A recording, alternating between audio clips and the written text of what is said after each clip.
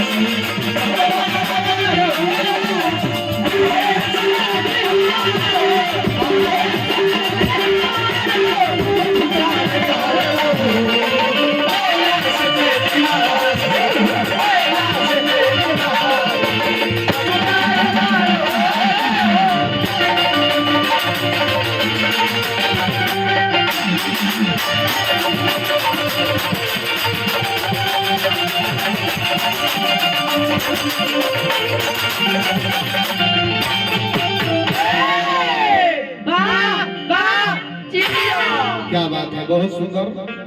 शीशा समय जाओ तबला सीख के लागे।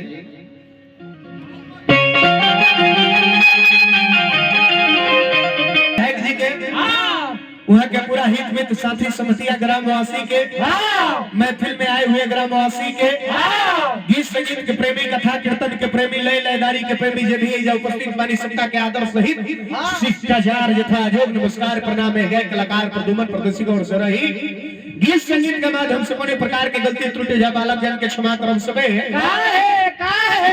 काहे कि नान के काम होला गलती के कोई, लेकिन वर्ग के बरपन महिला गलती के बोल समझ के क्षमा करी।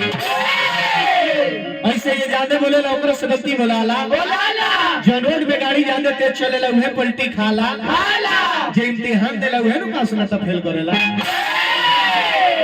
तो विशेष का कहे के बरस में तो अपने विद्वान बानी वो में हमने खातिर रस में भगवान बानी और रस में भगवान बानी तो हमने वही भगवान के पुजारी बानी। यहाँ तक रस में ज्ञानी बानी तो हमने गानारी बानी। यहाँ तक रस में दानी बानी तो हमने गर्वचरणी के भिखारी बानी। ज्यादा कुछ ना कहो। म्यूजिक ही मेंटल पीस टू मैन, यानी संगीत ही मनुष्य को मानसिक शांति देती है। बट संगीत जैसे हो तो गीत संगीत हमने के शुरुआत पहले बड़ी प्रमाण मिला कहीं भी शुभ कार्य होला वो जगह पर सबसे पहले का पूजा शुरू होला देवता गणेश जी के कोई जाला। लेकिन जे पढ़ेला पढ़ावेला सिखेला सिखावेला गावेला बजावेला हंसवानी बिना धानी वे शब्द के याद कइले गोस्वामी तुलसीदास जी रामचरितमानस की रचना करे से पहले प्रथम सोपान में लिखने के वर्ण नाम, अर्थ संध्या नाम, रसा नाम, छंद सामपी, मंगला नाम, चक्र तार वंदे वाणी विनायक। मंगल के देवता गणेश जी होवे, लेकिन जे पढ़ेला पढ़ावेला सिखेला सिखावेला गावेला बजावेला हंसवानी बिना धानी मैया शब्द के याद करेले। लइका माई के दरबार में गई समय के नजाकत के देखते हुए कहले कि ये माई